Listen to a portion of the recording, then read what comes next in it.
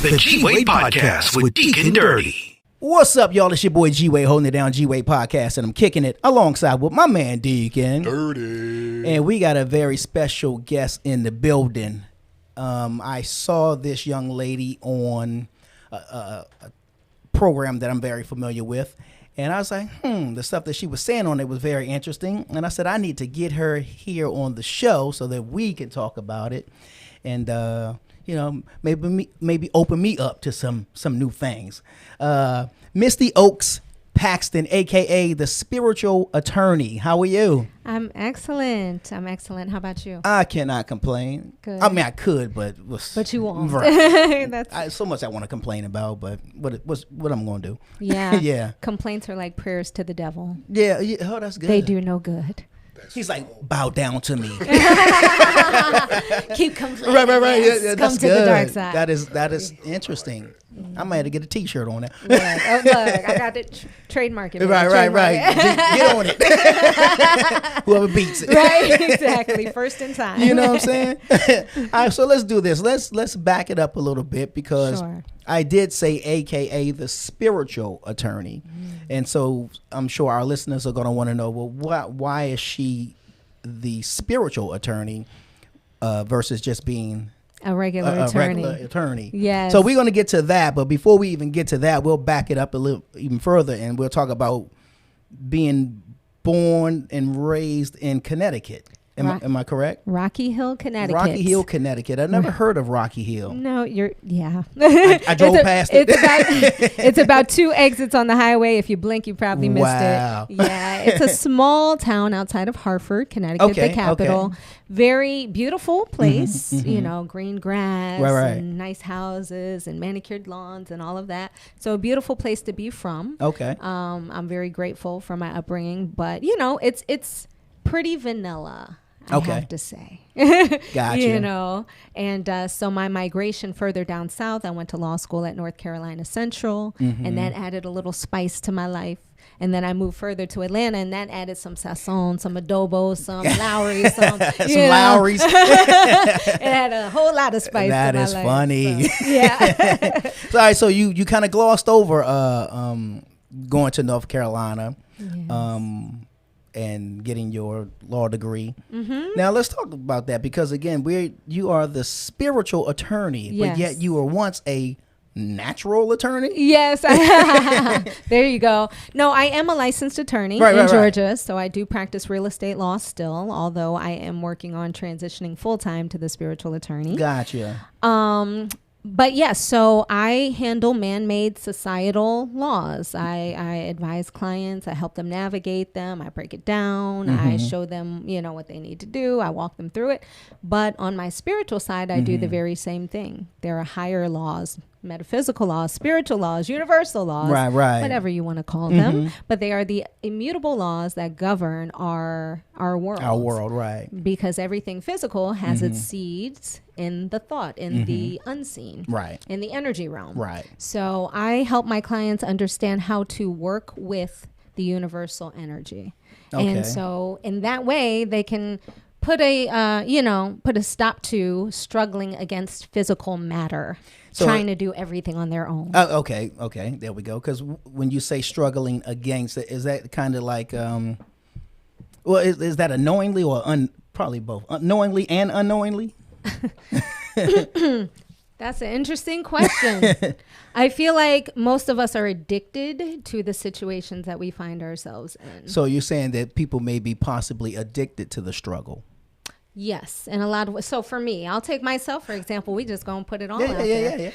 So I'm physically addicted to certain foods, certain types of foods, sugar, starch, the ice cream. I'm addicted to certain things. Gotcha. So my physical body wants to keep repeating this. Okay. Although in my heart, my spirit, my energy, I'm like, I really would like to, be fresh and like to lose weight and be, all of these things. I would like to eat drink smoothies, eat salad. Right. But my physical body has gotten into a habit. What did cake get? Right. Yeah. It's gotten into a habit of doing the same thing over and over again, such that my body knows how to do it better than my brain. So that becomes, like you said, the default. The default. So those things are probably things that generally would flare up, for lack of a better, when things are happening like triggered. There we go. Triggered. We're yeah. triggered. We're triggered by the outside world. Yeah. And so we default to doing the same things that we've always done. Most people do the same things every day. Guilty. Yeah. See the same people, wake up the same way, go to bed the same way. I'm a creature of habit. Yeah. I mean, in a lot of ways, I think that we all are. Yeah. You know, because we're synchronized to a man-made calendar and a man-made clock. And so every day, it's the same patterns. Our physical body is attenuated to this physical pattern, this calendar, man-made calendar, you know. And so we are creatures of patterns, creatures of habit. It makes us feel safe. It makes us feel like we know what's going to happen next. It's predictable. Right. You know. And so a lot of us are awakening now. And we're starting to see that something is not working. This is not working. What we've been doing is not working. And so now a lot of people are asking the question, well, what will work? Where do we go from here? What should we be doing? So in a lot of ways, that is a spiritual awakening, because just the awareness that something is not working. I've been doing it this way my whole life. I've been tried and tried. I've been frustrated, you know, and a lot of people are at the point where they're just like, I give up. I don't even care anymore. You know what I mean? Because they're so drained from doing the same things over and over again. You know, and I say this is perfect timing or great timing for you to be here on the show, because I mean, literally, I've been in this thought pattern of, hold up. You know what I'm saying? This is the same. And now I'm feeling like Groundhog's Day now. You know what I mean? It's just, you know what I mean? It's that same repetitive motion and way of living that, you know, I know that I'm annoyed by, but you're still in that pattern. Still in the rut. Yeah, totally. I mean, welcome to the club. Join the club of humanity, I'm because not alone. I think, totally. There's only 7 other billion people that feel the same way, you know. And really, there are many reasons for that, but in my humble opinion, I feel like it's impossible to change that with just words alone. Right? So a lot of us say, oh, I want something better. I want something different. I'm tired of this. I'm tired of that. And even a lot of people have been going to the same churches or doing the same things over and over again, talking about the same things over and over again. I'm going to change. I'm going to move. I'm going to do this. But it's really impossible to change it with just words, because your physical body is so used to doing these things over and over again. You have to use certain tools in order to break the physical body free from the same patterns that it's always been in. Okay. So should one, and I'll use me now as the example or guinea pig here, find themselves in that pattern, you know, you're saying tools. What do these tools look like? Matter of fact, I need to yes, focus. I'm sure this which place. Camera do I turn this to? What you on, Deke? What camera you on? What's the light say? 3. All right, so we here. Okay. So this book is my very first book. Just going to put it out there early. Focus. Redirect the magnifying glass of your life to live the life of your dreams. It's premised on 20 different areas that we can focus our attention and intention to have better results, more flow, more abundance, more success, more ease in our lives. So in this book are 20 different tools. Okay. Just a couple tips. One tip that struck me recently was to do something different. Okay. Right? So if you take one way into work every single day, go another route. If you stop at Starbucks every day, make coffee at home. Go to Dunkin' Donuts. Do something different to disrupt the physical pattern that your body is constantly in. Gotcha. If you fall asleep in front of the couch watching TV every single night, fall asleep reading a book, fall asleep listening to music, do something to break the physical habit that your body is in of doing the same thing over and over again. Because that's the thing that your body is naturally doing anyway. It's your default. Yeah, see, because when you said that stuck in the pattern, like, again, a creature of habit and all that kind of stuff, I'm this kind of guy who, if I go to Walmart, I park in the same general area. Totally. So when I walk out, naturally, I know that I don't even think about it. I just, you know what I mean? Totally. And if I, for whatever reason, had to park somewhere else, I totally get thrown. I'm like, wait, where is my We're car? parking. Somebody took my parking space. Calling up, I've been robbed. Right, exactly, exactly. So yeah. So we're so attenuated to doing it our way. And that's because our ego says, well, you did it this way before, so it's safe. It's safe. It's okay. So now default, well, it was safe. This was embarrassing trying to find your car in a parking lot. I'd have been there. Like, chirp, and trying to listen to people talking. Shut up. Cut your car off. I can't hear my car. Right. Totally. And we don't want to be embarrassed. Exactly. God forbid, you know. I've just had to embrace it. I was like, forget it. I don't know what my car exactly. is. Like if y'all seeing a red right. Hyundai around here, you just let me know. That's funny. So yeah, we're creatures of habit because again, the ego wants to feel safe. Anytime you do something new, your ego will automatically kick in out of fear to try to stop you because it feels like it's dying. It feels like it's something threatening. Oh my God, it's something threatening. You haven't done this before. So anytime you try anything new, your ego will be like, are you sure about this? You know? right. So starting small, like coffee. yeah. You know, walk a different route. If you walk every day, go a different direction. Okay. You know, just something to break the monotony because your body will just fall into a physical habit and it's so hard to break. Do you ever notice that it's much harder to break habits as you get older than it is when you're a kid? What is that? Old dog, new tricks. You can't teach old. You can't teach old dog new tricks. Like when you're a kid, you could turn on a dime. Whatever, I'm just stop doing it. I don't even need that anymore. Right? I don't care. Right? Yeah. But as an adult, it is incredibly difficult to stop physically doing something that you're in a habit. You're of so doing right because you've built it up over time. So just that one thing will make your body feel like, oh, I can do some different stuff. Right. Okay, let me try something else different. You know? Okay. Yeah. Okay. So I want to go through some of the stuff that I was reading up on that you do because I was checking out your bio. Okay. Well, first of all, I want to go through these kind of, I guess, the natural things here. Yes. A singer-songwriter. Yes. That's what's up. Ashe. That's one of my first loves. Started at really? 12 writing songs. I used to have a little singing group. I talk about it in the book a little bit. Yeah. Gotcha. So I used to write all our songs and it's translated over the years and I got a placement in a movie, a short film. And I'm getting back into it, you know. Life has kind of... My left brain has kind of taken me away from that a bit. But yes, that is one of my loves. Okay. Yes. Radio personality. I used to have a radio show on Sensation Station. It's Sensation an internet Station. Very familiar. Okay, perfect. Yes. This was 10, 11, I don't know, 12 years ago, something like that now. Yeah. Where were they located? They were in Buckhead on Far Road. Okay, I was going to say Northside Drive. But okay. Maybe they moved. I'm not sure. Okay. I'm very familiar, though. Okay. Yeah. And wait, I'm trying to understand this one, though. Yes. Toy developer? Yes. Yes. Oh, you're a researcher. Hold on now. Went into the archives. Yes. I have a toy product that I'm developing. That's a creation of mine. So working on getting that patented now. Nice. Design utility patent. Now this is, are we talking like physical toys? Or are we talking about like, what do you call it?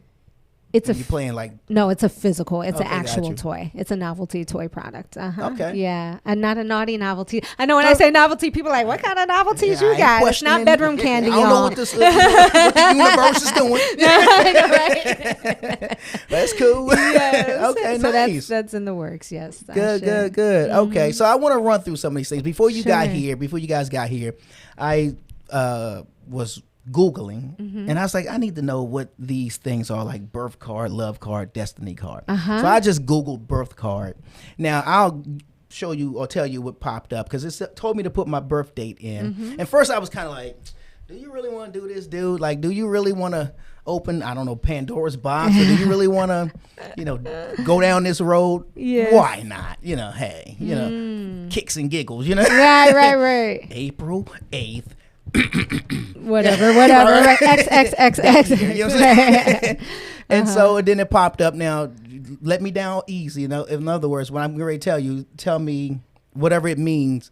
Don't scare me too much, is what I'm saying. I will. So be two very cards gentle. came up. Yes. The first card said the moon. I'm sorry. The moon. And beside it, the hermit. Oh, that's interesting. So those are tarot cards. Yeah. So okay. Yeah, that's what. Which is different than a birth card. Gotcha. Okay. Yeah. So then, So those mean something totally different. Okay.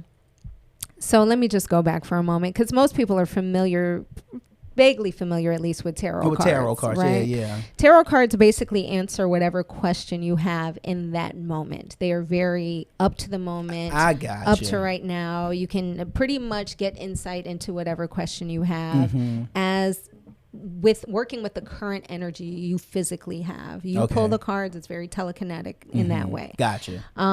Birth cards basically tell you your basic framework. Okay. So you know you're in Aries, right? I think everybody is pretty familiar with their horoscope sign, their astrology sign. Your birth card actually gives you more insight. It tells you what some of your negative manifestations might be, your lower side. Okay. As well as how to manifest the higher side of your card. Gotcha. Okay. It gives you basically some life challenges, some lessons that you need to learn while you're here. Okay. And it helps you navigate relationships as well. It can tell you the energy that you have between another person. So you mean in general or specifically? Another birth date. So if you have a partner or somebody you're interested in or whatever, it could be any type of relationship with another person, it will tell you the energy that you have between that person. So basically why you two have attracted each other at this time and what you're here to learn from each other. Well, let's entertain them right now, Deke, because we've been knowing each other now since 07. Yeah. Since 06. 06. Since 06. Wow. What's that? 10 years? 16 years? Carry the one. I can't. What's the math? That long. Yes. And but we've been cool for the whole ride. The whole time. Yeah. That's really interesting. And so what's your when sign? When is your birthday? 5/5. Yeah. Well, I could have said that. You sign language? Well, you ain't say the year. Edit that one out. 19 and something. Cinco de Mayo. Right. That is so funny. So what is that sign? That's my best friend's birthday. That's a Taurus. Oh, yeah? A Taurus, okay. So a Taurus and an Aries are cool? It's not so much the astrological sign. Where should I start? There are other influences that influence astrology. Okay. So people think, I'm a Scorpio, my husband's a Gemini. Oh my God, how do you work together? Because those signs don't work well together. Yeah, I always hear people saying that kind of stuff. You have other influences that can change certain things. So he's a Scorpio rising, he's a Scorpio moon. So he's damn near a Scorpio himself. Okay. So we understand each other really well. Okay. So it's not so much Aries and Taurus, but believe it or not, your two cards stand directly next to each other in the birth card spread. That means that one of you owes the other. And because it's going that way, that would mean that you owe him in this lifetime. Basically, there's a karmic pattern that started. Maybe what you owe me, Deke. I know. Well, I was just about to say he's doing his job. I think he's on his job. Know what? It's very interesting. Yeah. Because, just a backstory real quick.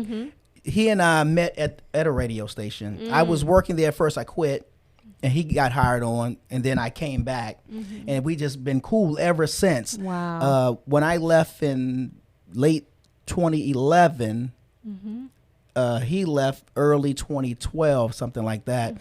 And I was like, and for those 3 years, and I say 3 years because we opened the studio. For 3 years, we were like, when are we going to open the studio? We're going to open the studio. And I hit him up. We opening up the studio, and in 2015 we launched WadeWorksStudios, and he was right it was on. Just it was what. Right yeah, totally.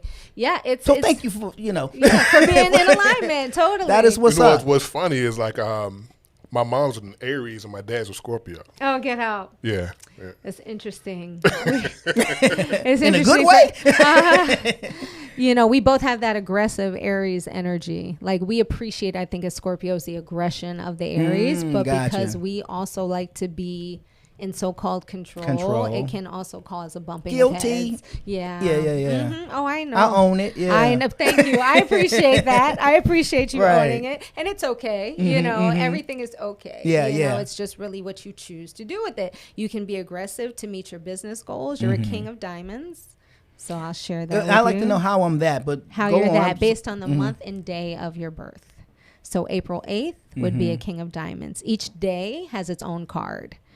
And there are 300. So you know these cards, like obviously like the back of your hand is what. I have to look some up. Like some months I'm not as strong with, Okay. so I would have to, but I can calculate it very quickly. Yeah. The King of Diamonds, okay. King of Diamonds. But how does that, what constitutes that? Like, you know what I mean?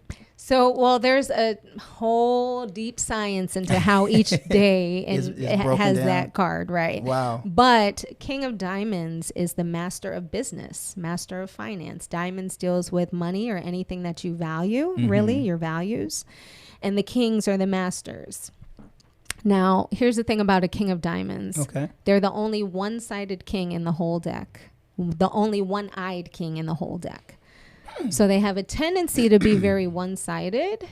Okay. Very, very just, I can't even understand anybody else's perspective. This way. I'm not, just, I'm focused on, my way. They can be very my way. I'm from D.C. Okay. And D.C. is home of go-go music. Yes. If you're familiar, I'm not sure. Yes. And back in the day, there was a song called, the artist, I believe it was, her name was Nonchalant. But the song was called One Man, $100 in a One-Track Mind. And that song is always... a one-track mind. You know what I'm saying? It's Yeah. always been my thing. Like, I know what I want. Yep. And I'm after that thing. And even Yep. when people ask me about the podcast or other things, I'm like, no, there's something I'm after. That has nothing to do with this. Very driven. Yeah. Very And I'm not going to be driven. satisfied until I get yeah. it. Very driven towards your goals, in particular money, finances, able to run large enterprises very well, incredibly well, actually. But delegation is very necessary. Kings think that they can do everything, Guilty. and technically they can. So guilty. Yeah. Sorry, Dick. Yes. They really could, Yeah, but yeah. there's only so much bandwidth that you That have you as can an do. individual. Right, So delegation is necessary. True. Also being mindful of being bossy. There is a difference between a leader and a boss. Right. And so as an Aries, y'all tend to default to the more bossy, do what I say, when I say it, and don't get in my And way how? type of thing, right? Yeah. Exactly. And get it right, because And we get like it just right. Yeah, I'm Yes. very picky that way. I Yeah. understand. I understand you did that, but I like yes, it. this Yeah. way, right? Yeah. Exactly. Like, and that looks fine and everything, but but here- if it was yeah. right, it was just a little. I get you. So, just know that you can go further together with other people that respect and admire you Right, of their right. own volition, versus I said yeah, do yeah. this. You know what I'm saying? Gotcha. You won't get very far with that as far as you would like. Mm-hmm. And so a higher manifestation of your card is being able to judiciously have everything in order so that finances can flow. Okay. A lower manifestation is a bossy dude who's stubborn, one-sided, and creates enemies. The Kings of Diamonds have a penchant for unconsciously creating enemies. Because, again, they're very one-sided, very staunch. They can be very, I'm the king around here, that type of thing, if you're acting out of your lower self. And that will rub a lot of people the wrong way.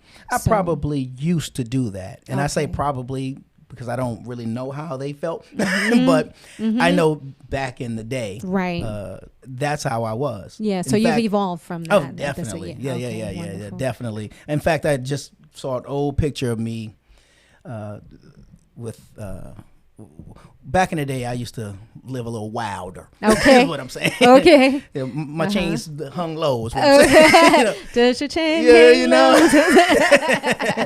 And I saw the picture and I sent it to a friend of mine. I was like, yeah, you wouldn't have been able to handle G-Man because that's what they used to call me then. Now you G-Wade in the G-Wade, water. Yeah, it's way different, whole Yeah. different attitude, different Gotcha. energy, the whole deal. Yes. Yeah. That's good. So I'm sure I'm the king around here. You know what I'm saying? Yeah, In fact, yeah. I had myself airbrushed on a throne. Oh, did Now I you? think about it, yeah. Interesting. But two lions next to me. Wow. That was back now then, though. That's powerful. Yeah. That's powerful. I actually did a reading when I She's on to something. I did a reading when I first started out for a brother. His birth card was a joker, Oh, which wow. is New Year's Eve, the only one day of the year that card exists. Really? They have the ability to be all of the cards or none of them all at once. They are a mystery unto themselves. So anyway, I read the whole thing, read them. He rolled up his sleeve and he had a tattoo of a joker on his forearm. he was like, my whole life, everybody was like, you're just a maverick, you're a joker. And he just felt like a joker his whole life. I was like, that's so crazy. He was in tune with himself. Right. And didn't even know it. And back to your question that you asked me at the beginning, was it intentional or unintentional that we make these decisions? Right. I find that most people are very subconsciously aware of who they really are, of their default settings. Gotcha. Because when I read it to them, they're like, you know what? As a matter of fact, Right. This happened, or my whole life this has happened. So they're kind of like it's there somewhere, right? Yeah. But it hadn't been brought again to their awareness. So that's why awareness is so important.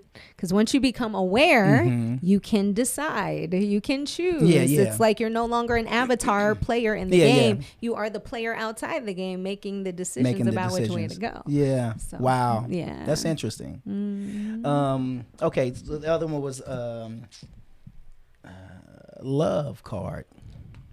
Wait, what one we just talked about? Birth card. Okay, yeah. So the love cards tells you the relationship between you and another person. Okay. So it will specifically tell you which planets have an influence in your relationship. So, for example, there are relationships that have a lot of Mars energy, which is a strong and powerful energy. It's the planet of lust and war. Interesting. These people can really turn us on. We feel very magnetically pulled to them, very attracted. But they can make us literally want to take them out of here. like I love you, but I'm going to kill you. I'm going to kill you. I'm going to cut you. I got to cut you. Yes. Wow. So for Mars energy, if you have that in your relationship, a tip would be to do physical activity together. Okay. Because Mars energy is very masculine. It has to be discharged. And so you have to anything physical, So walking, running. Sex is hiking. good, but you can't do sex all the time. Not all the time. You Relax. can't do the sex all the time. I'm not a machine. Exactly. Right. So you have to find other things to do. But once you physically discharge that energy, you'll notice that you feel better about your own self as well as your partner. Okay. So Mars is a strong energy. Saturn is another energy. Now, how are those planets? I would have to do a reading for the Gotcha. two people to determine where in the spread it lies and what the more prevalent energy is. I mean, yeah, they would have to come see me. Yeah, gotcha. Because these are just general, tidbits I'm throwing gotcha. out. But it's really specific to the two energies that are before me. Now, is there, in doing so, I don't want to, I'm not saying psychic stuff here, but if you're saying you can speak to two people and speak specifically to them, can you speak to one person about love? So You know what I mean? that would be a birth card reading. I can Gotcha. tell them how they operate, typically with love, acting out the low side, acting out the high side, things they need to watch out for, things they need to be aware of. What I find most often is that a lot of people feel guilty or feel bad about how they've interacted in relationships, not realizing that that is just part of your framework. Right. So, for example, as an 8 of Diamonds person, they are done when they're done. They call them the serial relationship people, right? So they tend to have long relationships, but when it's over, like, it's over. It's over, Wow. and it's still love, but I'm off that. You know what I'm saying? Okay. And a lot of them will have 2, 3, 4 marriages, things like that. Long ones, healthy ones, happy ones, Yeah. and then they're like, I'm off that. But they'll carry around this guilt of like, well, maybe I shouldn't have let that go, or maybe I shouldn't have done this, or whatever, And I'm like, that's just part of who you are. Aces of Diamonds. I'm an Ace of Diamonds female. Okay. But the Ace of Diamonds males, they're said that they should never really marry, because their energy is better suited to having multiple partners, to being more free agents. That is interesting. You know what's wild? Because, us being bros, we have conversations like off mic or whatever, and not to put your business out there. Hold up now. I know, right? Slow down. You're hitting a lot of points. It's almost like you're in the room with us when we like chopping it up. Oh, wow. Not I should intentionally. read my whole story. Yes. Yeah, wow. And you're saying eight of diamond, king of diamond. Is this an actual deck of cards? Or are you talking about the actual deck? It's based on the 52 card deck that we have. Gotcha. Yes. Okay. Yes. How long have the deck of cards been into play, and how long has this been in? This is an ancient esoteric science from The Himalayas. Exactly. Yeah. Exactly. Gotcha. From the days of our ancestors, our Kemetic ancestors. Yes. I'm kind of going to veer off topic. Yeah. Well, not really off topic, but because you were trying to hit on some points. What drew you to this? That's a very interesting question.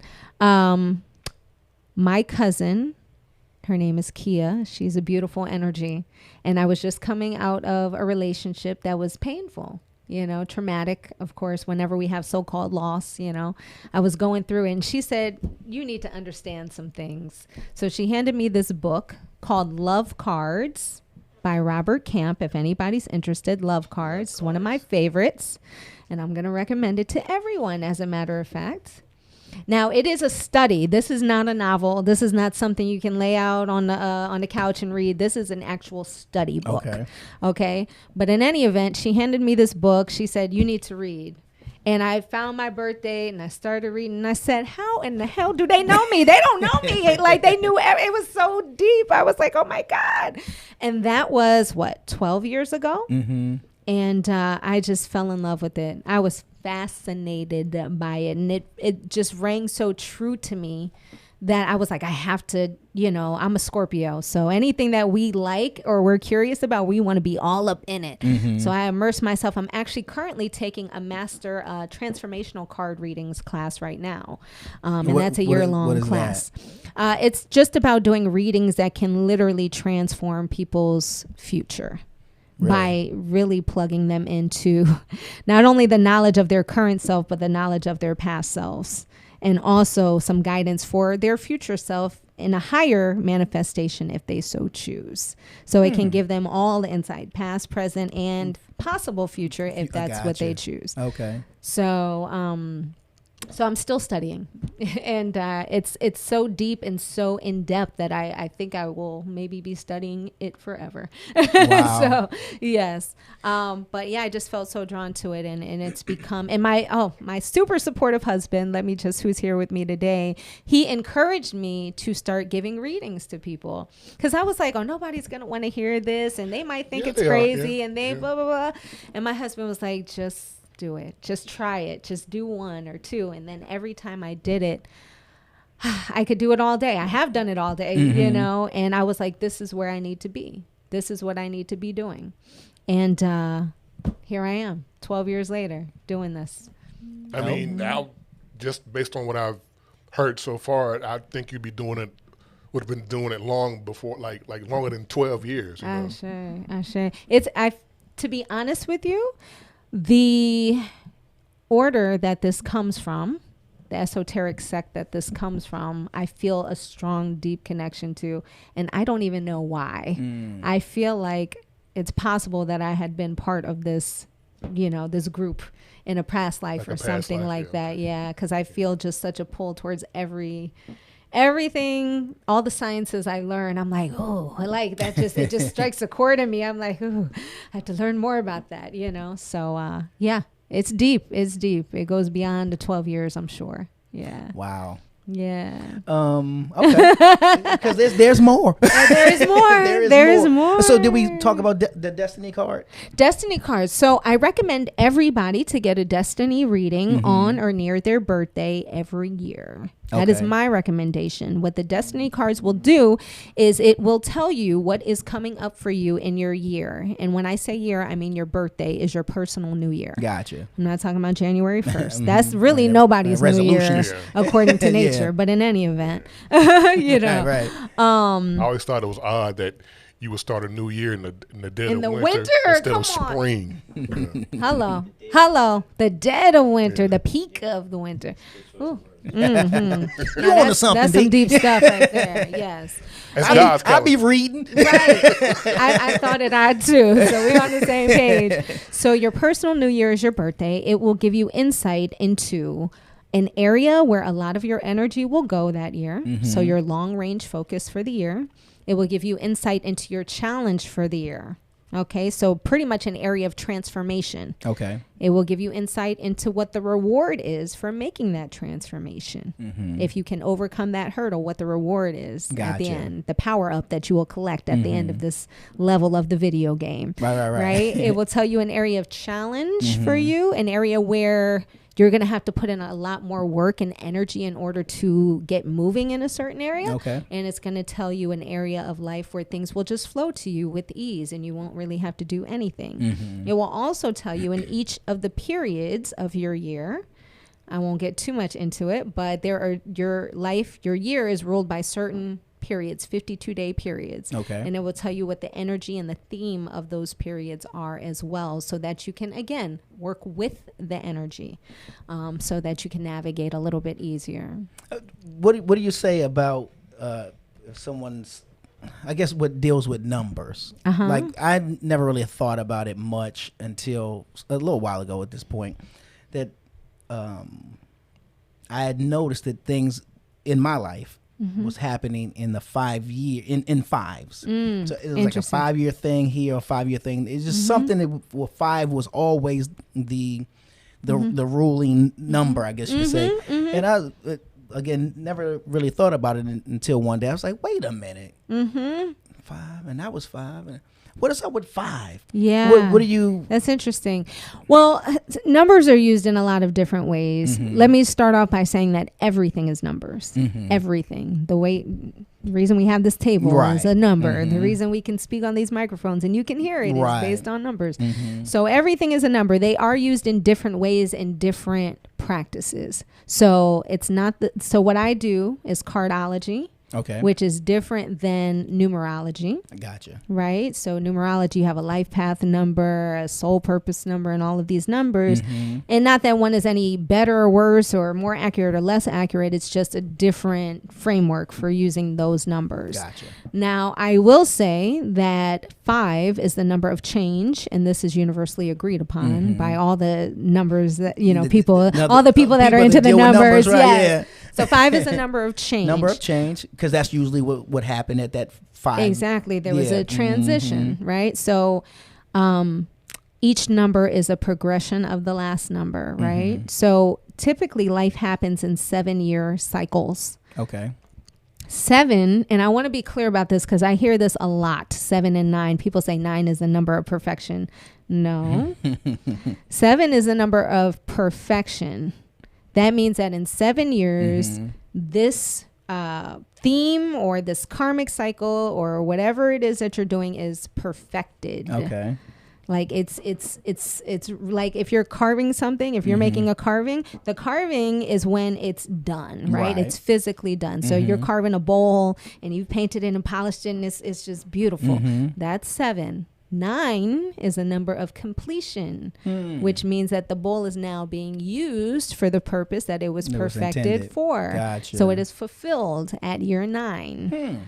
Life happens in 7-year cycles. Because usually they say would you say 7 was the number of perfection? Okay, yeah. That's when it's finished. The work is finished. Right. But the purpose is not completed until year 9. Okay, gotcha. So a lot of times things will happen in 7-year cycles, but it's not until year 9 that we actually understand. We're like, okay, let me move on from this. You know what I mean? Like okay. our minds catch up at year 9, So yeah. So you may notice the changes at year 5, 7 years, it's perfected. And then 9, you're like, physically, you're like, okay, I can move on from that. Let me start anew. Because 10 is a number of new beginnings. So then you start a whole new cycle. You start a whole new completion, or at least a knowledge of a new cycle starting. So, but that doesn't mean like, I mean, I obviously If that can makes mean any sense. it could. What's that? If that makes any sense, I feel like it does. But I guess what I'm going to ask is, it doesn't pertain to any specific thing, right? Like, in other words, starting over or starting anew doesn't necessarily mean leave your job and after 10 years, time's up. It could. It could if that's where you are. Yeah. It's just important to be mindful. Again, become aware. Become aware. A lot of people feel the pull to start something new. Like a lot of people are like, I need to move. And they'll say that over and over and over again. I need to move. I can't stay where I'm living. I need a new house. I want to. I want to move. And I hear that a lot. but they'll stay there. Meanwhile, they're literally in a cycle where they're being called to start fresh, to start new, to get some new energy, get some new movement. But because, again, our physical bodies, we're comfortable, we know the neighborhood, we've been there forever, we just end up staying and we end up feeling this dissonance. You know, I wanted to move, but I stayed because, you know, and then we'll give ourselves all kinds of excuses to keep us there, you know. And really, if we're going, again, with the energy, working with the energy, then we'll realize when it's time for us to move on. You know? All right. All right. So let's get into some of this good stuff right here. This is interesting to me. That wasn't the good stuff. Oh, yeah, that was good. Well, let's take it higher. Let's take it up a notch. Let's start with this one. EFT, Emotional Freedom Technique. Or tapping. That's one and the same. Okay, I wasn't sure if that was two different things. Same one and the same. Okay, gotcha. Yep. Tapping is just an easier name because most people are like, what is EFT? Right, you know? Gotcha, okay. So tapping is easier. So I did my Googles. Okay. I'm on YouTube. I'm like, see what this is all about. And, well, wait a minute. So I thought, when I saw the EFT thing, I saw the hand stuff across the body while they're laying down. So that's Reiki. Reiki. That's now Reiki. I'm confusing too. There we okay, go. No, all right, okay. there we go. So we got to talk about both that involve the hands. Right. So just used in a different way. But with Reiki, that's on someone else, but with tapping, that's generally on yourself. You can do Reiki on yourself or on another. You can do tapping on yourself or on another person. Okay. So let's talk. Go ahead. I'm on your show. Sorry. No. If you whichever way you wanted to take it from there. Okay. I appreciate That's it. That's fine. So Reiki, we'll go there first. So Reiki is basically a massage for your energy. So we're familiar with the physical massage, right? You're feeling tight in your shoulders. You go, they start rubbing the knots out, rubbing the kinks out. Our emotional body or subtle body, our energy body, is a repository for emotions that are unprocessed. Okay. So every time we go through a physical experience and we have an emotional response or a trauma response, it gets reposited into our energy body. And it's so subtle, we don't even realize it's knotted and kinked up and blocked up and tight and restricted. Right, okay. Right? Because we're worried about the physical muscles. We're always so conscious of our physical body, but we're not thinking about the energy body. Okay. And so what Reiki does, the practitioner harnesses universal energy for all those thinking about wanting to be Reiki practitioners. It is not about using your own energy. That is not healthy, actually. Okay. So it's about harnessing the universal energy to move the physical, the subtle energy around the person.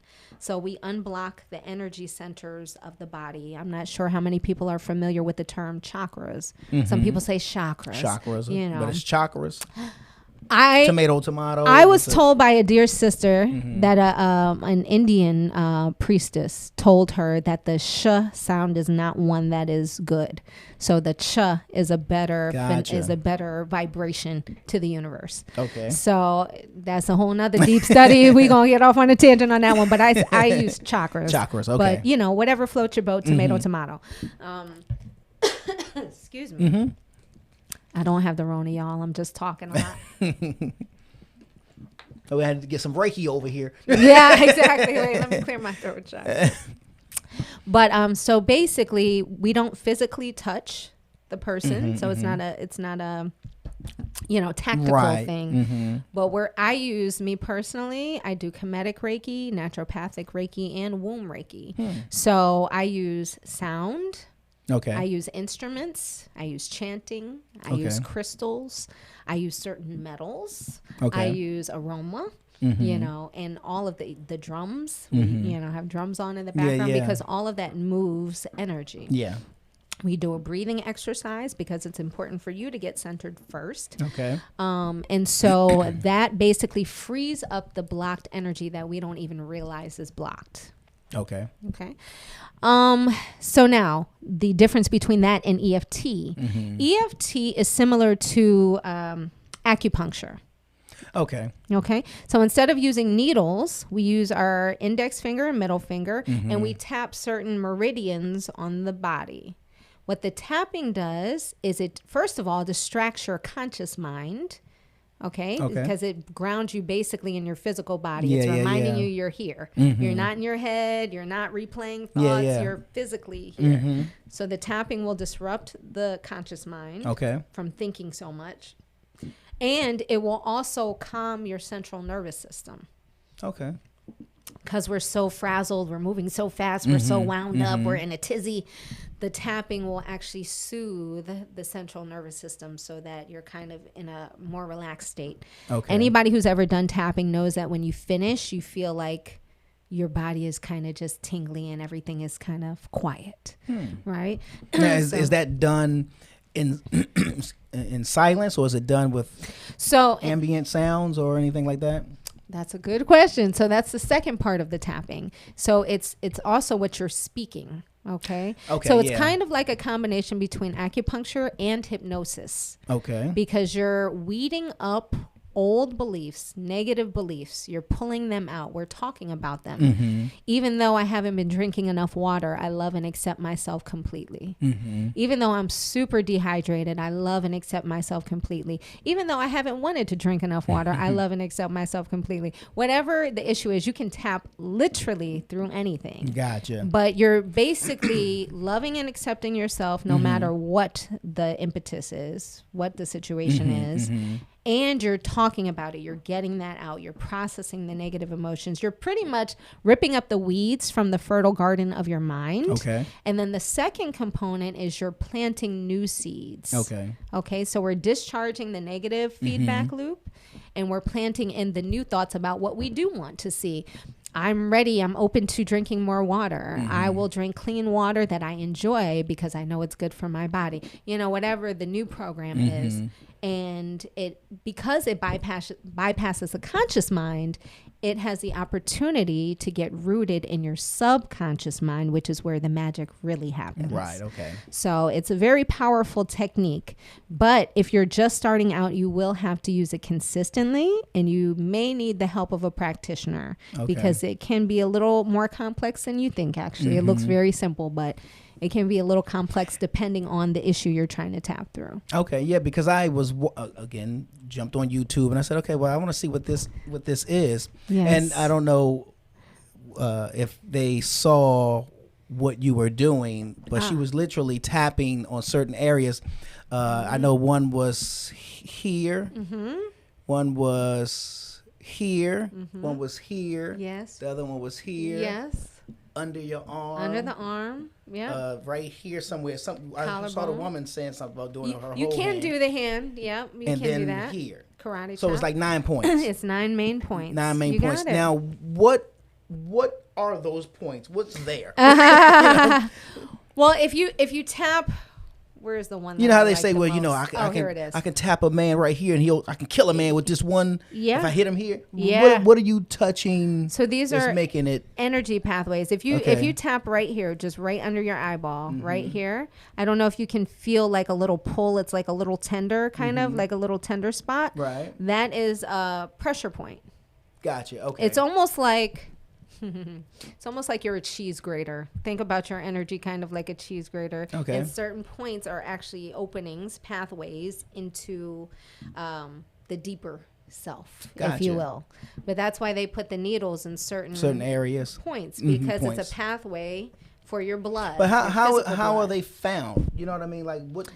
No, that's a whole nother science in and of itself. I mean, if you think about the acupuncture and the charts that they have, and you see all these dots and everything, it's like, now, how did they discover all these energy pathways?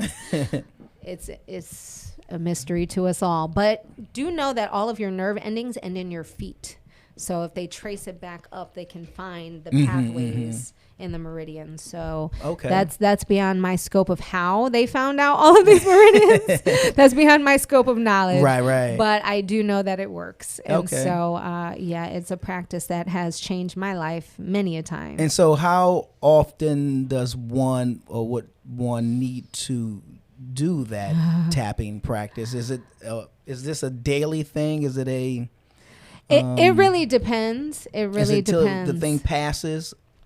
If you do it right, you only really need it one time. Again, depending on and this how... has nothing to do with like smoking cigarettes or anything like I don't want to smoke cigarettes. You know what I mean? Is that... Yeah, you can do that too. You can Okay. you can tap on anything. Anxiety, weight loss, anger, money like, issues. hey. Yeah. Right here? I start exactly. Is he here? Right. So that's an interesting question. I'll say this. Any practice you do, you need to do it with consistency. Okay. Whatever. And it could be different tools for different days. Some days I just meditate. Some days I tap. Some days I do Reiki on myself. Some days I just pray. You know what I mean? Right. It really depends on what you need. So use all the tools at your disposal consistently. If you're what I give people is this, and I'm going to give your listeners, your viewers this. This is a tip to calm your energy, because most of us suffer from some level of anxiety. Most of us do. So what I want to give the viewers as a tip is just a little trick that I use, and you can do it really anywhere. You're just going to open your hand and tap on your chest. Breathe in the nose, out the mouth. And tell yourself, I am here now. Just repeat that as your mantra. I am here right now. Now, does that need to be an audible thing? It preferably will be spoken out loud, okay. because there is power in your throat chakra. Your vibration of the sound that comes out of your mouth is also very powerful as well. And so, yes, speak it out loud if you can. But if you're in a place where whatever, you can't, then just in your mind, I am here right now. The tapping will ground you in your physical body. Your physical body is where? Where is it? Right here. Right here, right now. It's not in your thoughts about the past. It's not in your anxieties about the future. It's right here, right now. So the tapping will remind you you're physically here right now. You know what's wild? I've seen people do that right before they start arguing or something like that. They're beating their chest. I guess subconsciously that's like they're kind of like trying to control themselves or comfort themselves or something like that. No, what it really is the anger is a mask for the hurt. Anger is really a mask for hurt, for pain. Yeah, I always say that. And so when they're tapping on their chest, they're like, you hurt me. They're like, this hurts. And they're trying to defend themselves because now they feel attacked. So that's really what the beating of the chest is. Like, I'm here. How dare you disregard me? Yeah, right. You hurt me. They're trying to exert their power in a physical way because they feel powerless. Right before the voice starts to crack. Exactly. Before they start crying and cracking and throwing stuff. And, it manifests differently because men, they go straight to physical anger. I used to cry. Like I would get to the where I couldn't even speak. I would get so angry. Yeah. Just choked up. Yeah. So men go to the anger, women go to the emotions for the most part. And there are of course a million different variations of that. But for the most part, men will go to beating on their chest, throwing stuff, I'm the king around here. Exactly. Right. Because they really feel hurt. Yeah. So anytime I just let people go. I just let them spin like little tops. When they start, I'm like, wow, you must be in a lot of pain. That must have really hurt you for you to behave in this manner, So, you can act with a little bit more compassion when you understand that anger, and it's not even really about you. It's really about their own perceptions and how they're seeing things and receiving things. And, I don't know because it's considered a side note, but the more older that I've become, I don't really engage in too many conversations, like I used to, or I don't give it my time. And I could be considered as being aloof or, like you don't care, unbothered. Like I don't care. Yeah, and I see it rubbing people the wrong way, but a part of me is like, this is for me, not necessarily for you. This is for me. So I tend to like walk away from certain conversations. Oh, he's a-hole or whatever. I'm like, look, I got to live with this, not you. So yes, as I pat my chest. Right. And one of the great teachers, Don Miguel Ruiz, I believe his name is, he wrote the book The Four Agreements, which is another jewel. I listened to the audiobook. Did you? Yeah. Mm-hmm. Another jewel. Yeah. Oh, it's everything.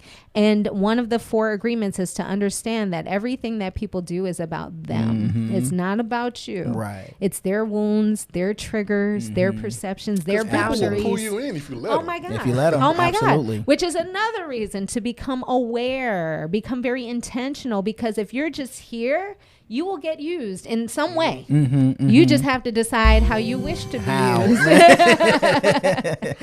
Absolutely. You know? But somebody gonna use you.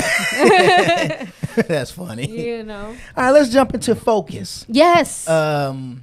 Redirect the magnifying glass of your life to live the life of your dreams.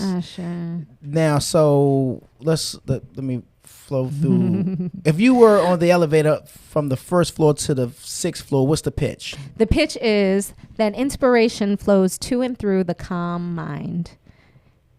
Inspiration flows to and through the calm and centered mind. Okay. And there is no possible way your mind can be calm and centered when you are constantly inundated and bombarded with external imagery, external input. Right. So we are a society that does not practice focusing. We practice incessant distraction.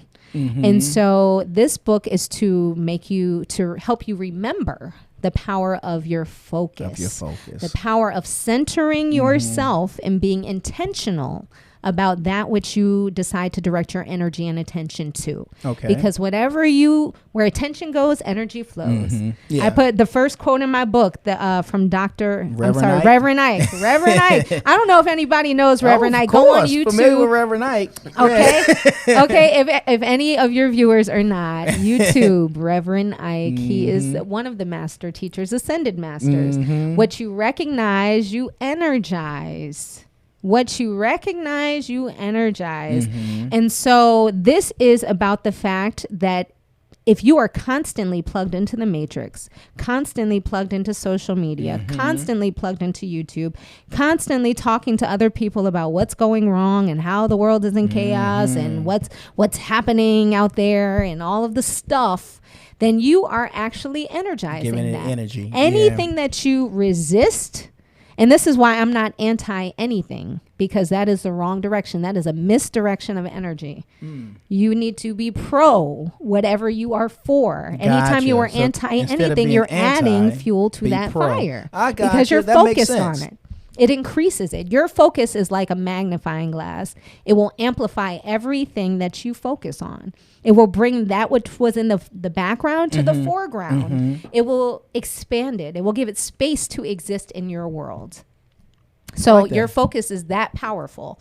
So now when you understand that your focus is incredibly powerful, this book will give you 20 different areas where you can focus your energy, attention, and intention in order to work with your own powerful energy.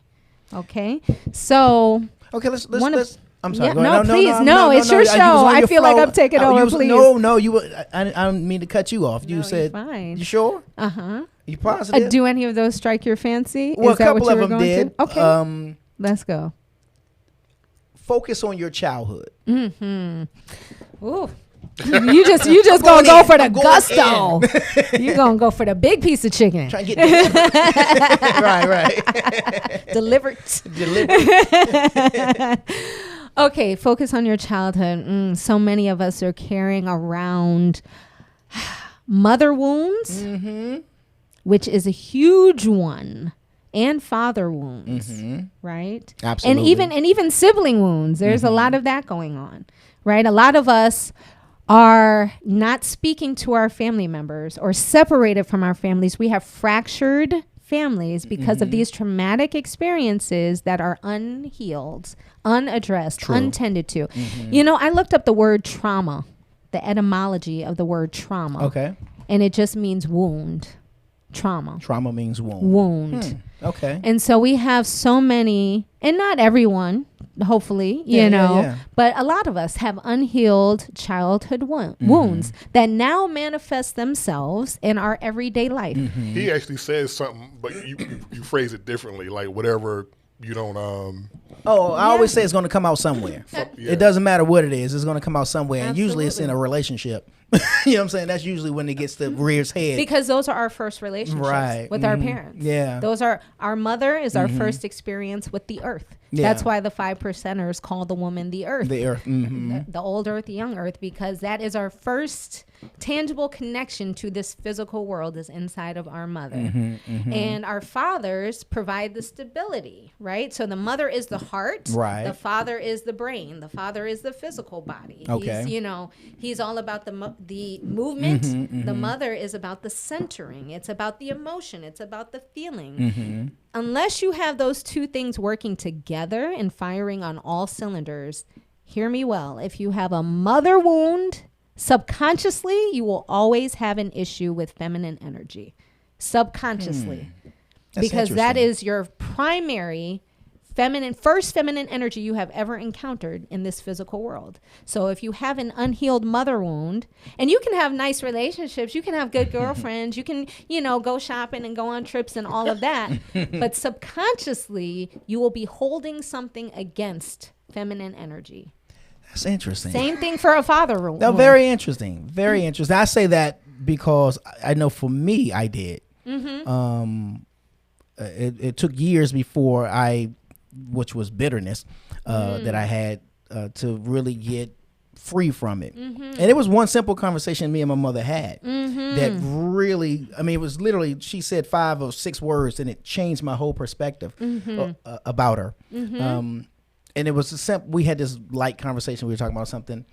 And in that, she said, boy, I didn't know what I was doing. And it changed my whole, the way I thought. Yeah. I was like, I can't hold her to this stuff. You know what I mean? Right. Well, she didn't know. Yeah. Right. And so But it just went again, another direction. Yeah. The moral to the story, become aware. Most of our parents, most of people in general, a lot of us are on autopilot. We're not aware of what we're doing. True that. We're not acting consciously. And so we're taking these actions, hurting people, not paying attention, yelling at the kids, snapping in a heartbeat, and that hurts them. You know what I Absolutely. mean? And then if it's unresolved, they're carrying that around. Walking Now around with they're it, yeah. acting out of the wounded child trauma, the drama, the melodrama of the ego, which is what we talk about in the book. Okay. So now in our relationships, we're not fully functioning, firing on all cylinders adults who are fully healthy and whole. We're acting out of the wounded child ego. Would that kind of fall under the arrested development? Okay. Yeah, I like that. Yeah. Yep. True. Because you're kind of stuck there. Exactly. 35, but Exactly. 13 is where you are Yeah, emotionally. And you won't open your heart. Right. Ooh, honey, we gonna because I'm like, I got a whole nother talk about that. So, You got more? I got more. But yes, yes. But back to focus. Let me in, you coach. got to buy the book for the more. Focus. And if I can tell them where to to purchase the book, absolutely. okay, they can get it on Amazon. They can get it on Barnes and Nobles. They can get it on Kindle. But if you order it from my website, I will send you a signed copy and a free gift. Nice. And that website is thespiritualattorney.com. The spiritual. Be careful when you spell it. I know it's tricky. It's tricky. Some people add in extra I's and T's and stuff. Spiritualattorney.com. And if you click on the shop tab, you'll see the book. Also, if I might mention, Sure. excuse me, I am having a book signing party September 12th, Sunday, September 12th. From 1 to 5 p.m. We're going to have brunch. We're going to have African dancing, music, an interview. I got chocolate wine. I got mimosas, sangrias, high energy. We're going to do a breathing exercise. It's going to be just off the chain. Yeah, high vibrating time. Okay. Book signing. And that's on that same website, thespiritualattorney.com. The information is there. Just click on the shop tab and you'll be able to see the information for the book signing event. That's going to be in Chamblee, Sunday, September 12th from 1 to 5. Chamblee, Nice. Georgia. Yes. All right, let's I'm going to go through a few more. Please. Let's focus on your money. It's always about the money. Yeah. Money. Right. Come to me. Is that Well, something like that? well, here's the issue. You can do the come to me stuff. You could try that. Right, Most right. people are. But what it really is they're so blocked in their energy, they don't have the capacity to receive more money. See, here's the thing. Money is an energy. That's why it's called a currency. It is a current of energy. And most people say, I want more money, when in reality, they wouldn't know what to do with more money if it ever did hit them. They're actually terrified of having more money because that means more responsibility. That means possibly they're like more money, more problems. You know, they believe that subconsciously. Right. And so the truth is that money is already made. It is already in existence. There is so much of it that the United States government burns millions of dollars Which each year. hurts me every day. Okay. So money is plentiful. You don't have to make it. What you do need to do is align with the energy of it. And what is the energy of money? When you have a lot of money in your pocket, if you have $5,000 in your pocket right now today, how would you feel about that? Well, you know, I'm gonna tell you, and I've had to really stay on myself about this, because before, when I used to have money, when I had money in my pocket, I mean, I'm like, look at who they came to see. You know, Exactly. I'm the man. But when it's lent, rabbit ears. Exactly. I mean, everything about me used to be down. Yeah, and I'd be like Kanye I don't want said- to go nowhere. I don't want to do nothing. Like Kanye said, wait till I get my money Wait right. till I get then my they money can't tell right. me nothing, Yeah. right? I mean, that's really how we act, though. But that is the energy of money. You feel more secure. You feel more sure about yourself. Right. You feel more confident, more Right. bold, more. You have a straight back. Absolutely. You know, when you don't have money, you like, hey, Excuse me, kind are sir. Y'all going to lunch? Can y'all spot me? You know, Right. it's like Can you give me that. some fries? Right. Right. Exactly. That's funny. And so the energy of money is one that is sure and solid and secure, right? You can never align with the energy of money if you're feeling tight and anxious and I need it and blah, blah, blah, blah, blah, blah. And that's why when people are desperate for money, it does not come. It does not come. Money, I'm going to tell you like Reverend Ike said, money is a high-class woman. Okay? And you need to treat her as such. If you desperate and you begging and you tight and all that, she's going to be like, I don't have time for you. It's a high class, Right. you know, goddess, you know, so you have to treat it in a certain way. So in other words, you got to kind of be like, whatever. No, And she's like, no. oh no, please. you know. Because the quickest way to Yeah, act right. like, the quickest way to get it is to act like you don't want You it. don't care. Well, is to really assume the posture that it's already yours. It's already made. And now I open myself up to receive more of it. I feel confident about my abilities to handle it.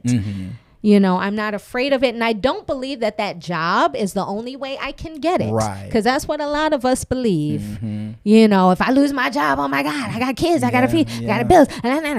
That job is not the source of your money, boo. It is not.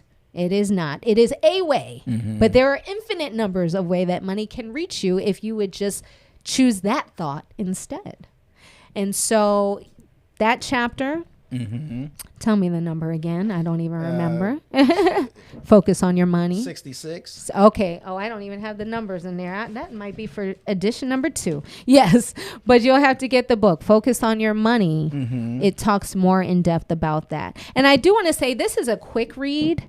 You know, this is not one of those books where it takes 500 pages. You meant like the chapter. I'm sorry. I mean, Oh, yes. Focus chapter 8. Yes. Yeah. Yep. Page 66, chapter 8. So this is a quick read. It's not something that's going to take you 2 years to get through. I got straight to the point. We're going to eliminate the fat and get to the meat. For all of my vegan friends, we're going to get to the kale. To the tofu. Right. Exactly. All right, let's do a couple more. Focus on your dream. Focus on your dream. So that is about being led by the higher vision of yourself. Dr. Who is it, sweetheart? Dispenza? Dr. Joe Dispenza talks about this. Okay. He says, if you're not being led by the vision of your past self, who you've identified with in the past, that gives you an opportunity to be led by the vision of your higher self. So that's about holding on to your highest aspirations and manifestations, even in the face of all so-called evidence to the contrary, right? Because life tells you that you need to be reasonable, right? You have to have a plan. You have to, you can do this nursing job, or you can go off and try to be an artist, This nursing job pays $25 an hour and you got bills to pay. That artistry might change the world. You might be an incredible artist. Basquiat. But all of that, right? But logical reasoning and being reasonable will tell you, but you need to focus 40 hours of your week on doing this, right? So I'm not suggesting that that's the wrong way. I do suggest making a plan and being open to alternate ways that the universe can bring you a way out of that situation. But what I will say is hold on to that highest self that you've always seen in your head, that self that you daydreamed about, that vision that you've always held, that you always hoped and thought and knew it could be, but you don't know how you can get it. You don't really have to worry about how. You really don't. That's not your job to worry about how. There's a million different hows, and if you broke your brain trying to think of all the ways how, you would go crazy. So you just focus on the vision that you have of your higher self, the body that you wish to live in, the surroundings you wish to surround yourself with, what you would like to be doing and pouring yourself into, the people you would like to attract. You focus on that and let the universe worry about how it's going to come. Because it's so great and so brilliant and so dazzling, you wouldn't even be able to figure it out if you tried how. Right. Okay. And last one. Focus on the tools. We've been talking about that the whole time. So, and here's a caveat I have to say to that chapter, because I do talk quite a bit about religion in that chapter. Religion is a tool in and of itself. It is man's interpretation of divinity. All religion is man's interpretation of divinity. All religion is man's interpretation of the source, the one source. Okay. And so, yes, it is a tool. I don't knock anybody's religious beliefs or practices, but I will say that it does render you rather closed. Okay. It puts you, once you define something as being what God is, it eliminates every other thing that it could be. Right? I got you. Because you cannot multi-focus. So if you're focused on God being this one thing, you've defined it as this, you've come to understand it as this, then that eliminates every other way that it could show up, every other thing that it could be, every other path to it. Okay?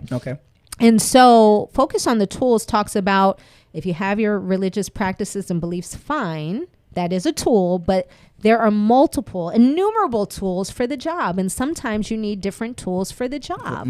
If you've been going to the same church, reading the same book and praying the same prayers for 20, 30, 40 years, and yet nothing in your life has changed, everything is still the same, you're still complaining about the same stuff, then you may need to pick up a different tool. You may need to be open to seeing different tools because they're right in front of your face. Right? So that chapter talks about using different tools to help you get to where you aspire and focus on your dream to be. And so that innumerable, but I've listed a spiritual startup kit is what I call it in the book. Meditation, mindfulness, crystals. Crystals help us vibrate at certain frequencies. What else did I talk about? EFT tapping, another powerful tool, because words alone are not going to do it. You've heard the preacher preaching words all this time, and it has not changed your physical actions because you need other tools to help move your physical body out of certain patterns. So there are several tools I list in that chapter. I'm not going to give them all to you, but if you go to thespiritualattorney.com and click on the shop tab, you can pick up this book, and it will give you some more phenomenal tools, easy tools. I'm all about ease, simplicity, because humans like to overcomplicate stuff way too much. And it's really actually very simple. So this is a clear-cut, simple book with 20 different tools for you all to focus on. Will there be, or is there an audio book? I'm working on that. Oh, cool. I am Okay. working on that. Yes. Okay. So that's coming. But don't put off getting the book Yeah, because you're right. waiting for the audio. People are like, well, I'm going to just listen to it in the car then. Jump in the car. I was Yeah. just, I ain't got time to read. No way. But you got time to watch Netflix and Hulu and Right. Fire Stick and all of Absolutely. that. Nothing wrong with those. We do need entertainment. But it's not that you don't have time. Right? It's that you're choosing where to direct your Where to time. direct your And I time. have a chapter about directing your time and attention. Okay? So it's about where you're choosing. Be very mindful of the words you speak. You are making choices every single day. Absolutely. And a lot of people ask me about manifestation. What do you feel about manifestation? What do you think about it? How do you do it? I'm like, you're manifesting every single second of every single day. Everything that you are is a manifestation. Everything you do is a manifestation. Your thoughts are a manifestation. The words you speak are a manifestation. Everything. But you're not conscious of it. Okay, so you're manifesting results that you don't like because you're not acting with an awareness of what you're doing and how you are manifesting, right? And so this book is intended to give people some conscious decisions. Be very mindful that everything you are doing, you are making a choice. Anytime I hear somebody say, I didn't have a choice, I don't have a choice. No, that's not true. You always have a choice. You may not like the options of the choice, but you always have a choice.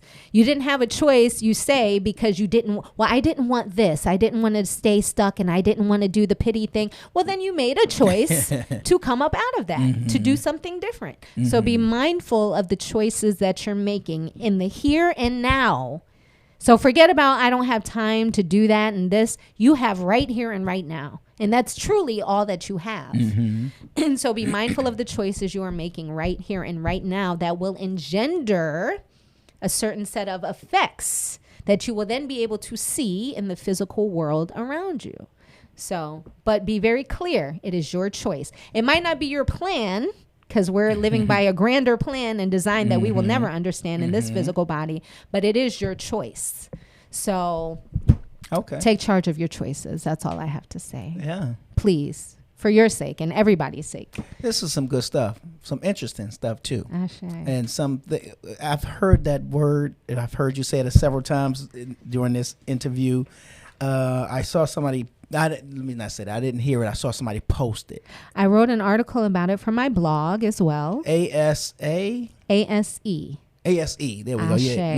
If you turn to page 14 in the book, in there that we bottom go. footnote, if you would Ashe. read that aloud to your viewers, if you don't mind. You're going to put me in front of the class. Yes. Come up, star student. Yeah, you Head gonna of- be like this, just take a breath. It's okay. going to read. I'm here now. I'm here now. right now. All right. Ashe is an African word from the Yoruba.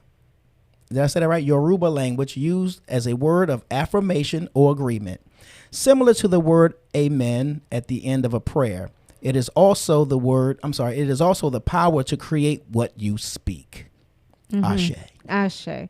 So it's like amen. It's like if you hear something, So it is somebody so. says, so it is so, and so it is. And so it is, yeah. And it also indicates the power to create what you speak. So it stands for that. So every time you speak a word, you are adding your ashe onto it. You're adding the power to create that thing onto it. And that's why vocalizing things is very important because sound moves matter.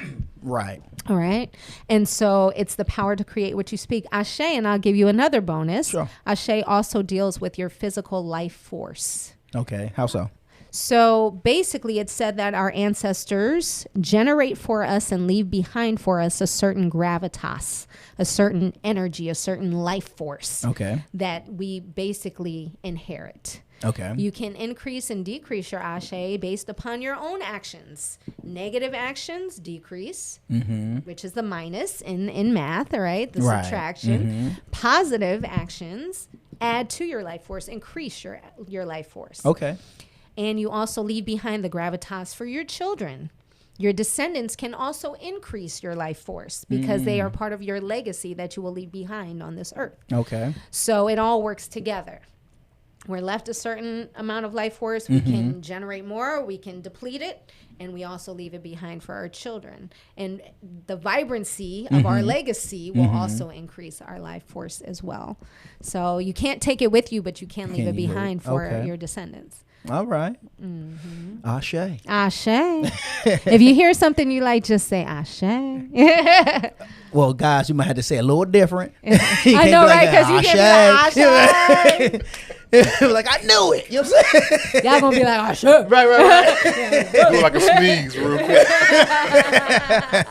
That's funny. Yeah. So, Misty Oaks Paxton, a.k.a. the spiritual attorney, where can people find you? I know you said the site, the social media and all that. Sure. Social media is all the spiritual attorney. Facebook, Instagram, YouTube. I'm working on the videos, y'all. Don't judge me.